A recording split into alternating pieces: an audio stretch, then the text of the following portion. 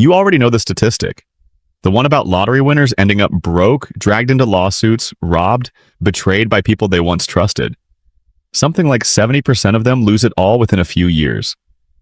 You've heard that number and brushed it aside the way you brush aside any warning that feels like it's meant for someone else.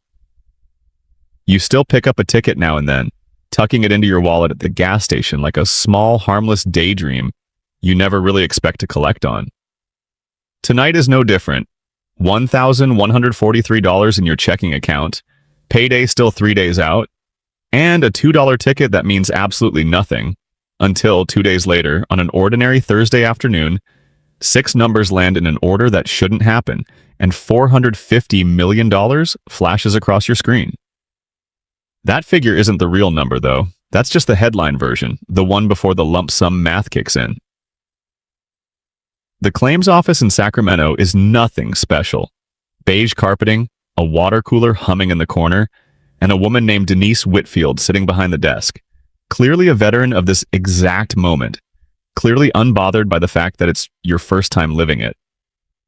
She pushes a form toward you and, without even glancing up, asks whether you want the lump sum or the annuity, the same tone she might use asking about fries with an order. You already have your answer ready because you looked it up 2 nights earlier at 3 a.m., your phone lighting up the ceiling.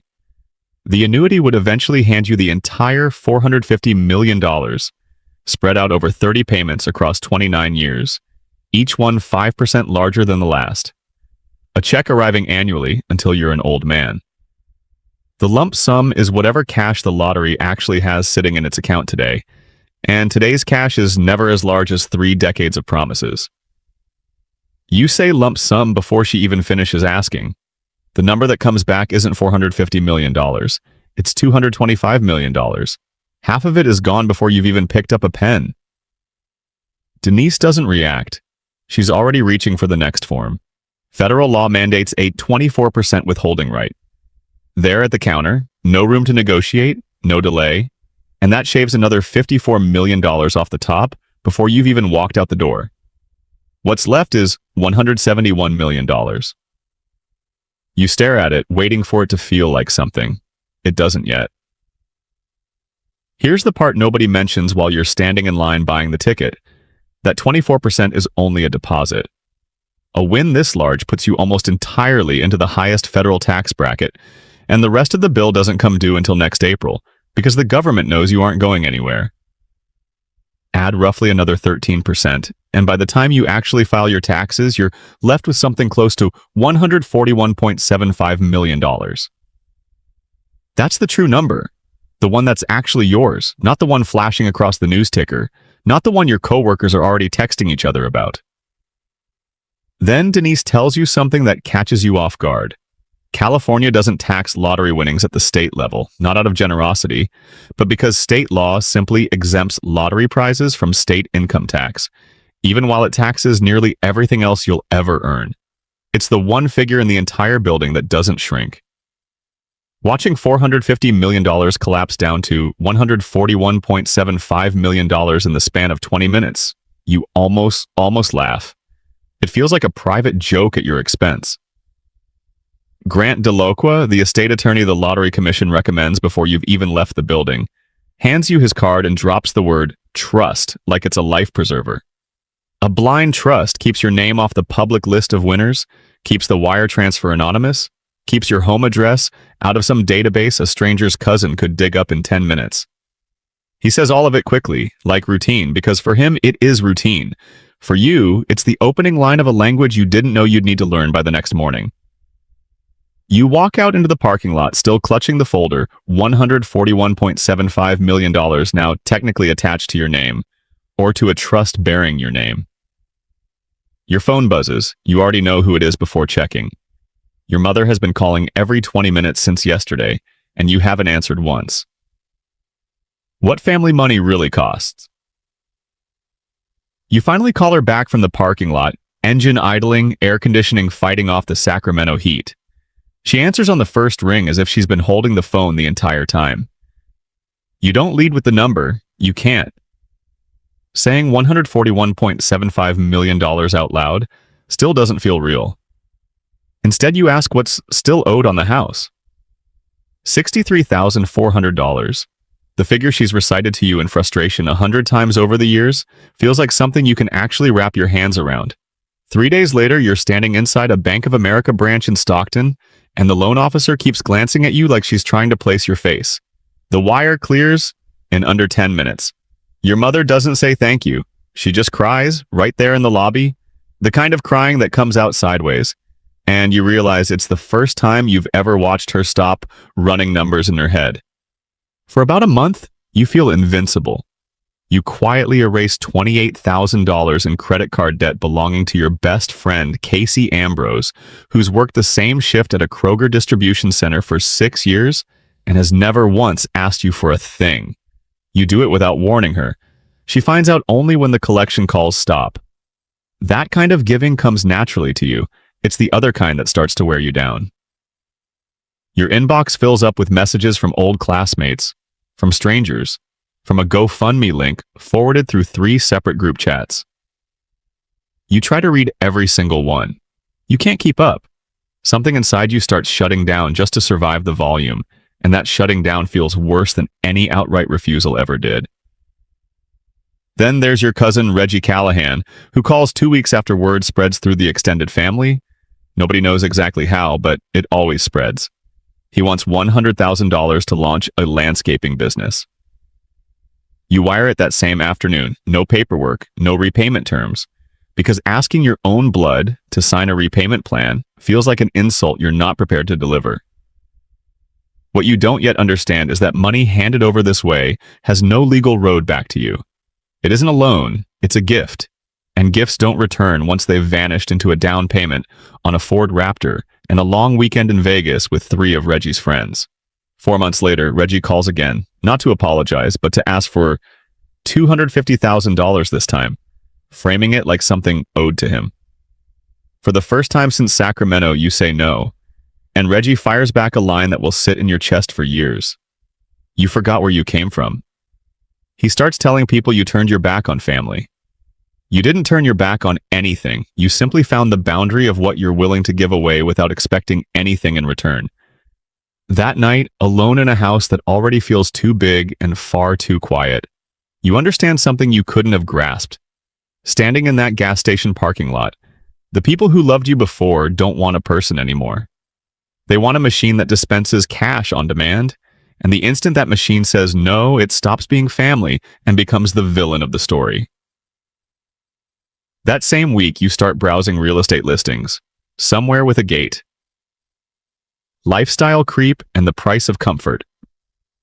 The closing takes place in a conference room in Miami Beach, not inside the house itself. That's simply how deals at this scale work. A title officer named Patricia Elgin slides 11 pages across the table, and you sign your name to 4 West Star Island Drive without ever having stepped foot through the front door. $26.8 million, 15,000 square feet, 10 bedrooms, a private dock on Biscayne Bay. You wire the money the same way you wired it to Reggie, quickly, finally, without a second thought, except this time nobody on the other end is going to call you a sellout for it. You fly down 2 weeks later to see it in person for the first time, and it's every bit as stunning as the listing photos promised. It's also, on your first night, sleeping there alone, the quietest place you've ever experienced. Odd. Your footsteps echo across floors that cost more per square foot than your childhood home cost in total. There's a home theater with no one seated in it. A pool that glows blue for nobody watching. 5 guest bedrooms with sheets still creased straight from the packaging. You hire a staff to keep the place running, a housekeeper, a groundskeeper, rotating security, and by the second week you realize they're the only people you actually talk to most days. The bills start rolling in the way bills always do, only now with extra zeros attached. Property taxes, round-the-clock security, hurricane insurance on a home, this exposed, a private chef 3 days a week. Add it all up and you're burning through $300,000 a month just to keep the lights on and the gate locked, before you've spent a single dollar on yourself. On paper, against $141.75 million, that number should feel massive. It doesn't. Your brain has lost the ability to do that math. $300,000 a month against 9 figures just registers as background noise. That's how you end up standing in a jewelry consultant's office off Lincoln Road, buying a white dial Rolex Daytona, the one everyone wants, for $38,000 on the secondary market. Because Rolex won't simply sell you one at retail no matter your net worth. You don't even want it that badly. You want for 5 minutes to feel like money still does something. And for 5 minutes, it does. You meet Danielle Farrow at a diner in Sunny Isles, the kind of place with laminated menus and endless coffee refills.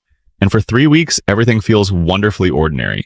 You in a worn jacket, driving a rented Honda Civic, nobody performing for anybody. Then one evening over pie, she mentions, almost offhand, a wine she'd love to try sometime aboard a Sunseeker 90, the exact yacht sitting quietly in your name through an LLC nobody was supposed to know about. You later learned she'd run a background check before your first date, and that at this income level, that's not unusual at all. People vet each other the way others check a restaurant's reviews. You stop dating after that, not from heartbreak, but from exhaustion. Somewhere along the way, the isolation you built to escape your family's demands has turned into its own kind of cage. The walls that keep everyone out also keep you locked in. You start looking at your finances differently after that. Less about what's technically in the account, more about what you can actually get your hands on. Paper wealth and the margin call? 7 years in, you're sitting across from your wealth manager, Beatrice Solano, in an office on Brickell Avenue with a view of a bay you can no longer see from your own dock, since you sold off the original furniture and most of the artwork the previous spring and never replaced either. She has a spreadsheet pulled up and turns her laptop to face you instead of just reading the number aloud, as if she wants you to witness it yourself. $41 million remaining. That's the figure you've been carrying around in your head for months, the one that still sounds like security. What she shows you is that the $41 million isn't sitting anywhere you can actually reach. Most of it is tied up in the house, worth plenty on paper, worth nothing until someone actually buys it. Some is locked into a quarter share of a Gulfstream jet you purchased 2 years ago through a fractional ownership program, an asset that drains money every month whether you fly it or not. The rest sits frozen inside private equity positions from a fund your former advisor placed you in.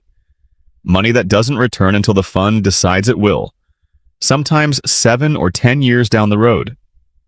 And a slice, more than you'd like to admit, has vanished into legal fees because apparently being worth 9 figures also means being sued by people you've never met. You ask Beatrice the only question that actually matters. How much of this can you spend this month? The number she gives you is smaller than your monthly burn rate. That sentence rides home with you in the car. So you follow her suggestion, one that sounds reasonable in the moment and reckless only in hindsight. You take out a margin loan, $15 million borrowed against the remaining stock portfolio. The shares stay exactly where they are, still yours, still appreciating, while the borrowed cash covers your expenses for another year or two. You haven't sold a single share. That's the part that makes it feel safe.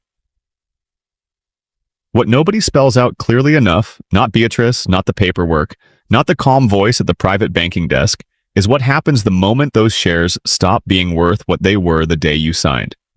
The loan doesn't care about your long-term plans. It doesn't care that the market is supposed to recover eventually. It only cares about the value of the collateral recalculated automatically every single day by a system that has never once known your name.